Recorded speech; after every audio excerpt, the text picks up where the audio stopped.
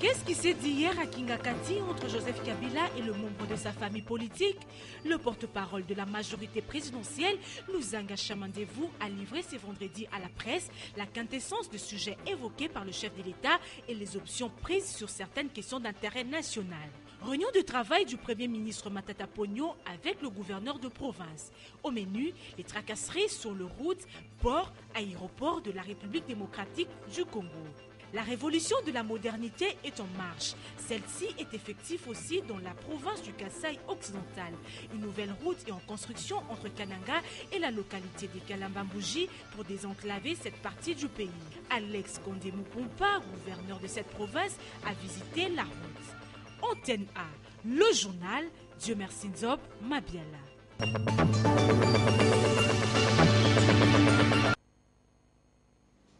Bienvenue à ce 19h, Madame, Monsieur, bonsoir. Comme annoncé dans le sommaire, le Premier ministre Augustin Matata Ponyo a présidé ce vendredi 21 mars 2014 à l'hôtel du gouvernement une importante réunion avec tous les gouverneurs des provinces. Ensemble, ils ont étudié les voies et moyens de mettre fin aux tracasseries sur les grandes routes du pays. Le reportage est de Jean-Louis Miaswekama.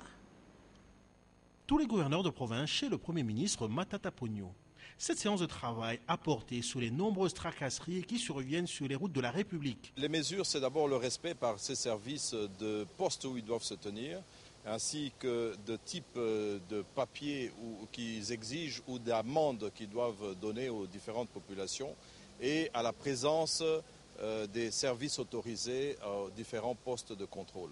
Et le gouverneur du Sud qui vous renchérit. Tracasserie au niveau des frontières alors que le décret présidentiel est clair à ce sujet sur le nombre de services qu'on doit avoir.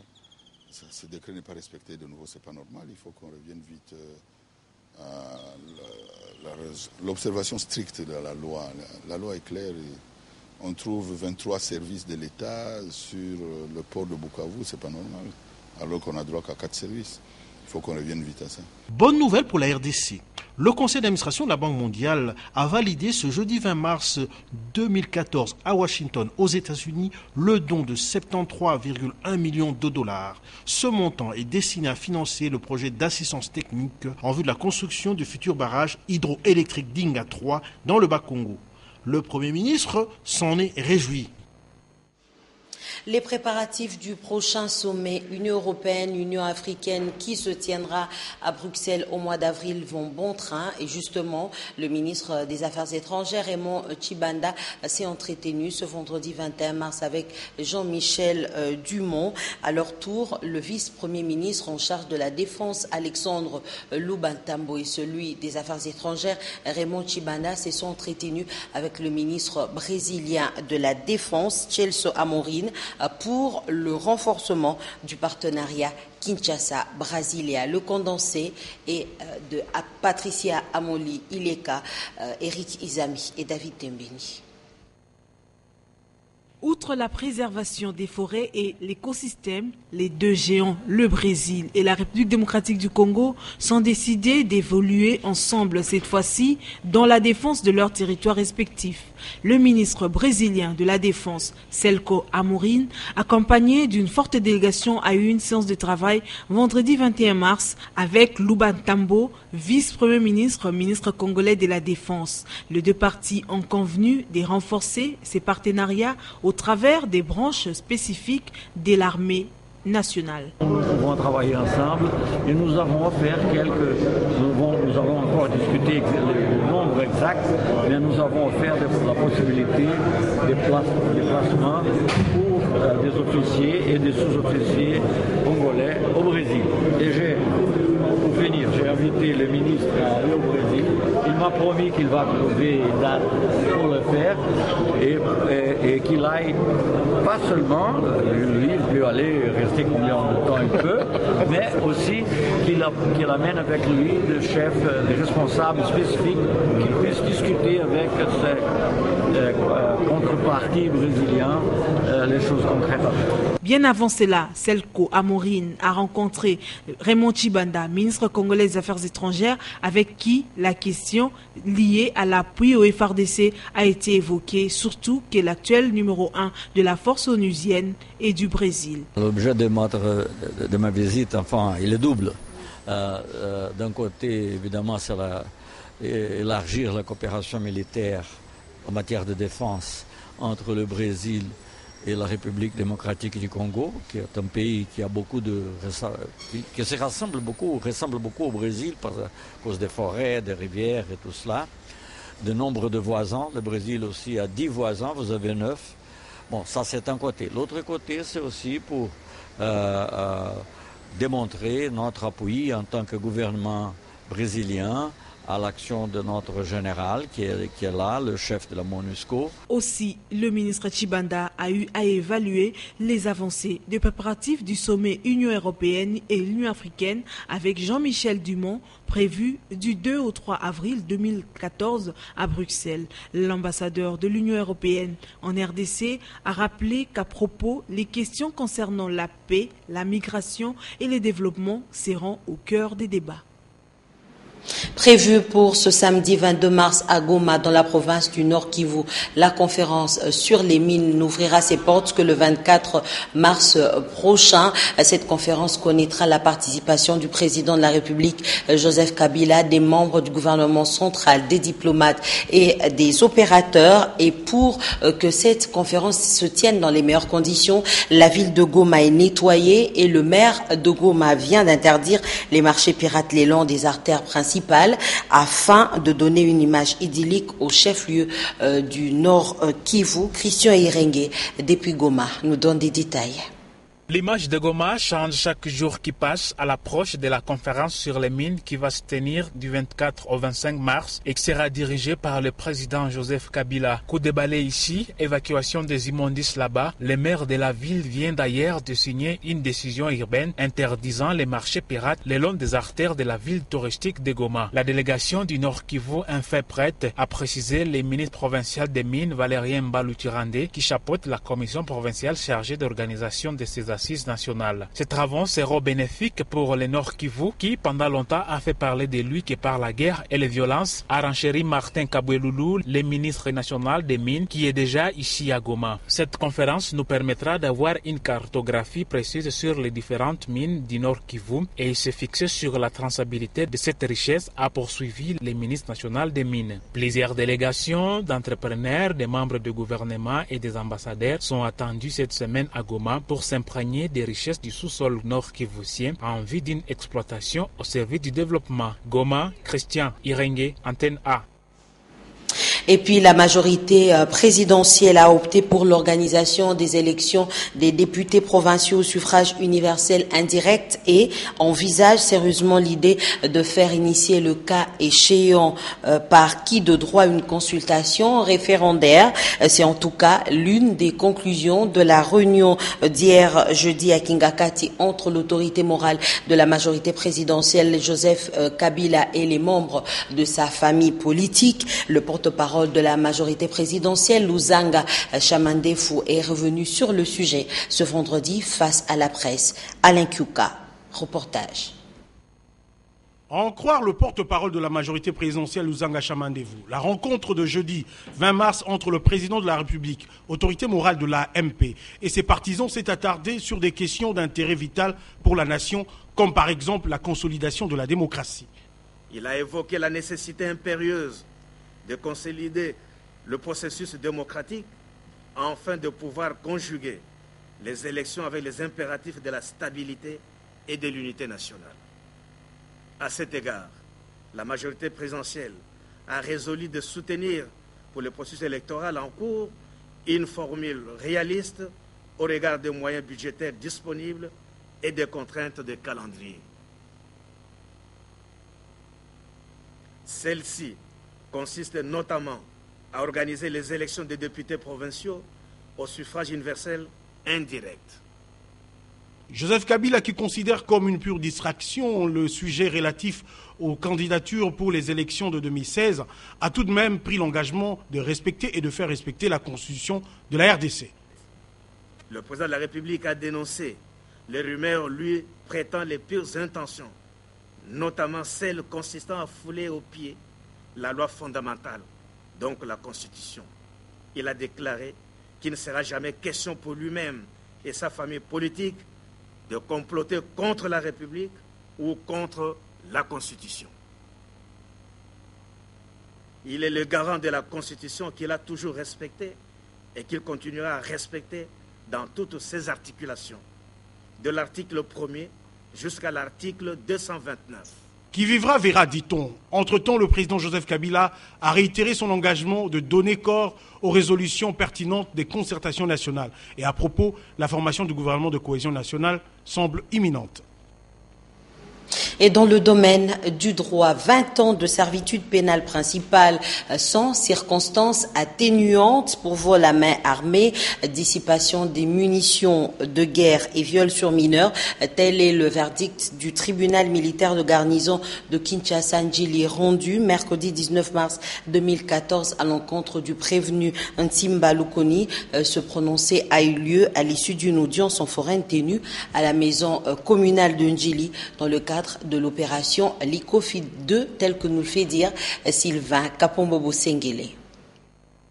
Les faits remontent en 2013 lorsque les prévenus Ntimba Lukoni à la barre avaient fait irruption dans la parcelle de la partie civile Congolo-Tibambe-Paulin aux environs de 19h au quartier Kingasane. À l'aide de son arme AK lui remise par la police nationale congolaise, le condamné a fini par extorquer au précité 3 téléphones de marque Nokia d'une valeur de $51 américains.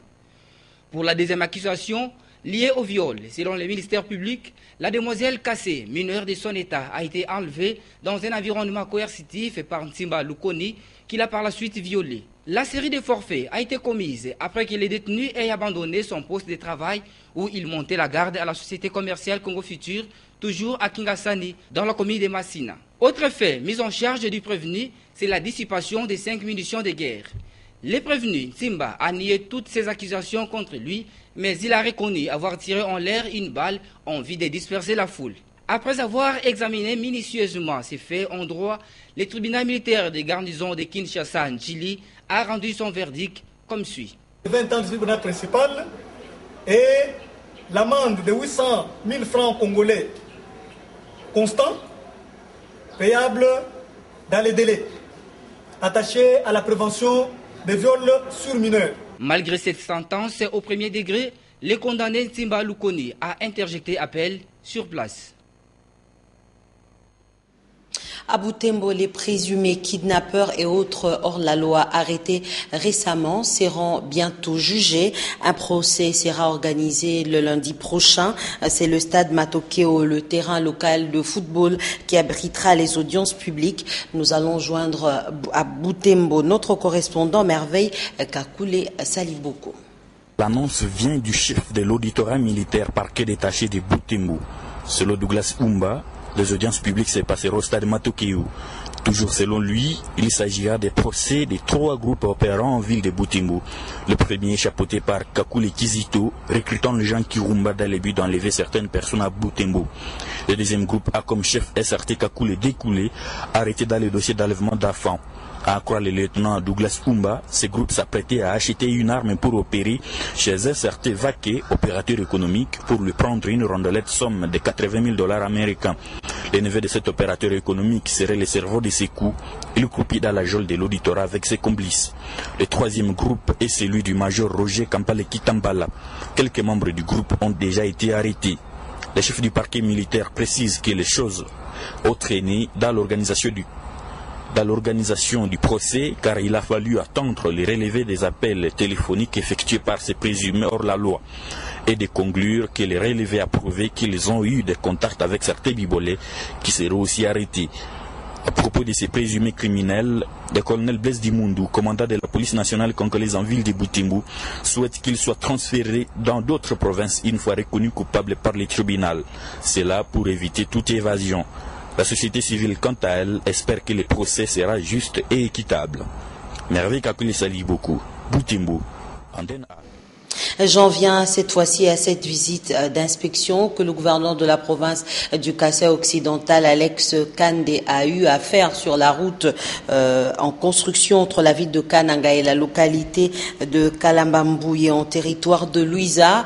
Cette route reliera le Kasaï occidental à la République d'Angola. Sylvie Fortuné-Mboula, reportage. La route Kananga-Kalambambouji, que construit l'entreprise chinoise Crekset, profitera à toute la population riveraine. Les habitants de Kazumba et Luiza en seront bel et bien bénéficiaires. Voilà les constats de confirmation d'un élu de Luiza qui coupe court au suspense levé autrefois par les notables et députés de Luiza qui protestaient contre le traçage de cette nouvelle route. Le député national Ngeleji Machuna, il a en outre loué tous les efforts de développement du gouvernement d'Alex Kande au Kasaï occidental.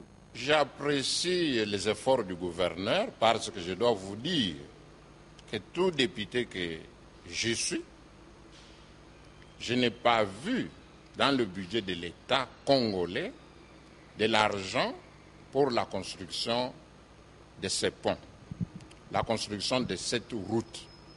Tout ce que nous pouvons apprendre aujourd'hui, que les gens parlent, mais qu'ils s'adressent au pouvoir congolais pour dire combien de billets de banque vous avez prévu pour ce pont. Mais tout ce que le gouverneur fait, il s'investit par ses maigres moyens, par ses propres relations. Pour vous rafraîchir la mémoire, le député national Ngeleji était de ceux qui avaient mordu à l'hameçon des protestations, mais aujourd'hui, il a de quoi convaincre toute sa base électorale.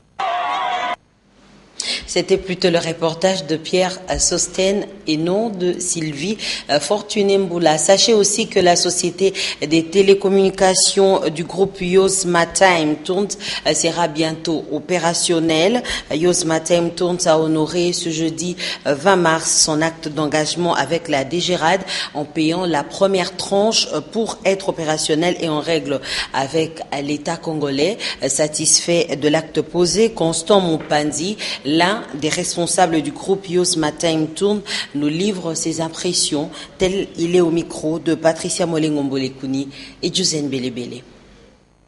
Chose promise, chose due. La société de télécommunications du groupe Watiti a versé la première tranche de la somme exigée par la DGRAD, une somme équivalente à 5 millions de dollars américains.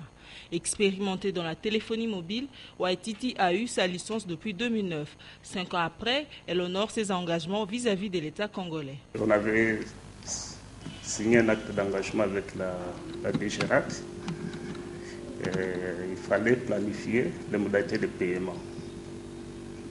Ce qu'on a versé hier, c'est la première tranche. Implanté dans 4 continents, notamment l'Afrique, Watiti RDC a plusieurs sites à travers la ville. La suite principale se situe au centre-ville. Pour le responsable rencontré, après le versement de cette somme à la DGRAD, Watiti procédera de la manière suivante. Après les essais techniques, nous allons procéder au recrutement personnel et au lancement commercial. Il faut retenir aussi qu'après les essais techniques annoncés par M. Constant Moupandi, Watiti Télécommunications sera opérationnel dans le tout prochain mois, soit au 2e trimestre de l'année en cours. Et puis la traditionnelle opération Jeudi Sinistre a eu lieu hier 20 mars à l'endroit habituel, à savoir Limité 7e rue. L'assureur institutionnel a indemnisé près de 138 dossiers sinistres concernant les assurances vie, incendie et automobile. Willy Kacha. Suivez. 3 branches d'assurance ont fait l'objet de la paye de victimes des cas de sinistres à Limité 7e rue, ce jeudi 20 mars 2014. Il s'agit bien de l'assurance vie, incendie et automobile. La direction générale à elle seule a payé 72 dossiers sur 138 qui ont été retenus pour cette opération jeudi sinistre. Je suis quand même très content. Seulement, je suis témoin que la SONAS fournit quand même beaucoup d'efforts à ces jours pour pouvoir solder ou sinon payer tous les sinistrés. À ces jours, on ne peut qu'encourager la SONAS, cette société, qu'elle aille de l'avant et à travers elle, Madame Carole Aguito, qui est le directeur, le DG AI pour l'instant. Donc voilà ce que je pouvais dire. Moi, pour le moment, je viens d'être payé, donc je suis le témoin oculaire de ce paiement. Ceux qui hésitent, c'est parce que justement, ils n'ont pas encore subi le préjudice. C'est comme ça qu'ils croient que c'est vraiment de l'aventure. S'assurer, c'est en fait une garantie pour soi-même et pour son patrimoine. Cette paye de sinistrés a été rendue possible grâce à la contribution des 10 agences et la direction générale. Sachez que les professionnels des médias regroupés au sein du réseau des communicateurs en genre ont réfléchi ce vendredi 21 mars sur les objectifs du millénaire.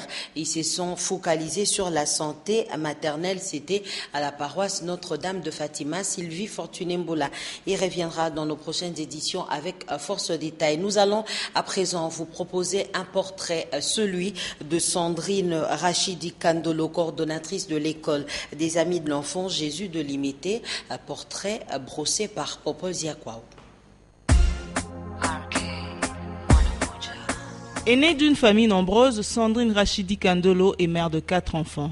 Née un certain 16 novembre, elle fait ses études primaires et secondaires en Belgique, puis en République démocratique du Congo, précisément à l'école belge de Kinshasa et de Lubumbashi, ainsi qu'en Afrique du Sud, où elle a suivi une formation en hôtesse de l'air. Sandrine Rachidi Kandolo a travaillé dans plusieurs compagnies d'aviation, telles que Ewabora, et actuellement, elle évolue à Boston Airlines. Parallèlement, Sandrine Kandolo est coordonnatrice à l'école Les Amis de l'Enfant Jésus, une école chrétienne située à la première rue Lumété. Une école créée en 2005 par sa défunte mère, Madame Albertine Kandolo. Après son décès, Sandrine Kandolo reprend la direction de l'école qui, auparavant, n'y avait que la section maternelle. Par son sens d'abnégation et d'initiative, Sandrine Rachidi Kandolo fait appel à la société Bralima. Cette dernière va construire les bâtiments des classes montantes.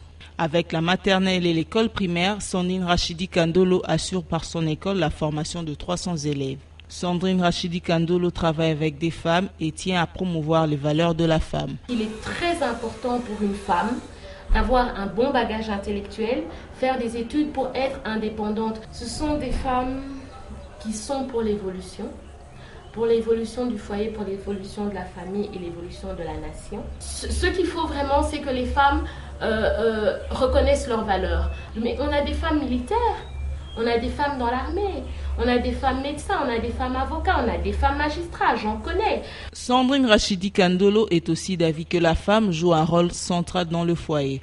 En tant qu'actrice de développement, elle souhaite que l'État encourage l'alphabétisation des femmes par leur autonomisation. Quelques brèves en international, d'abord en Centrafrique où la représentante spéciale du secrétaire général chargé des violences sexuelles en conflit, Madame Zainab Awa Bangoura, a conduit sa deuxième visite officielle en République centrafricaine du 17 au 19 mars 2014. L'objectif de sa visite était de faire un état des lieux des violences sexuelles liées au conflit et discuter avec les autorités centrafricaines et les partenaires des modalités pratiques pour la prévention et la réponse au phénomène, y compris l'assistance aux victimes. En Zambie, le ministre des Transports, des Communications, des Travaux et des Approvisionnements, Yamfwa Mukanga, a déclaré que le gouvernement devrait faire des progrès en ce qui concerne la réintroduction d'une compagnie aérienne nationale d'ici juin. Après l'organisation des consultations avec des compagnies aériennes de renom, le gouvernement zambien se bat pour réintroduire une compagnie aérienne nationale depuis la cessation d'activité de sa première compagnie aérienne, la Zambia Airways, en 1994. Et en Afrique du Sud, tous les responsables des services publics, les officiels et les entreprises du secteur privé impliqués dans les cas de mauvaise gestion doivent être jugés et tous les fonds mal acquis doivent être remboursés. Déclaration de Monsieur Mantaché, secrétaire général de l'ANC. La veille de ces déclarations, le défenseur public Touli Mandossé a publié un rapport sur les consultations finales concernant les allégations d'abus de fonds publics dans la rénovation de la maison personnelle de M. Zuma Kandla. Et puis, cette histoire triste en Belgique, une jeune femme marocaine avait porté plainte le 19 janvier 2010 pour viol. Le suspect était un Belge âgé de 38 ans. Lors de leur passage au tribunal, la victime a donné sa version des faits en langue marocaine car elle parlait très peu néerlandais. La jeune femme avait donc demandé à un ami de traduire ses paroles. Cependant, son témoignage n'a pu être enregistré comme une preuve car le traducteur n'était pas assermenté. Le tribunal a donc acquitté l'homme belge n'ayant pas assez de preuves suffisantes pour le condamner. Toutes ces nouvelles nous sont fournies par l'agence Afrique Info. On va lire la presse parue ce vendredi dans la capitale. Revue de presse dans une sélection et commentaire signé Polydor Patrick Ngaziami.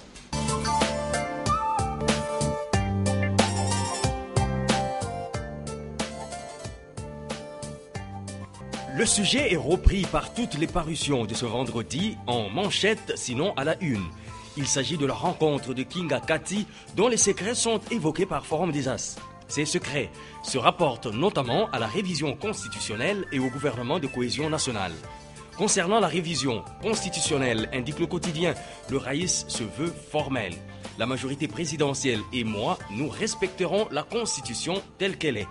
Quant au gouvernement de cohésion nationale, Joseph Kabila en a rappelé l'imminence, comme pour dire que ce n'était qu'une question de jour. Kinga Kati note par ailleurs Forum des As, c'était aussi une occasion pour Kabila de rappeler à l'ordre et de recadrer idéologiquement certains membres de la majorité présidentielle.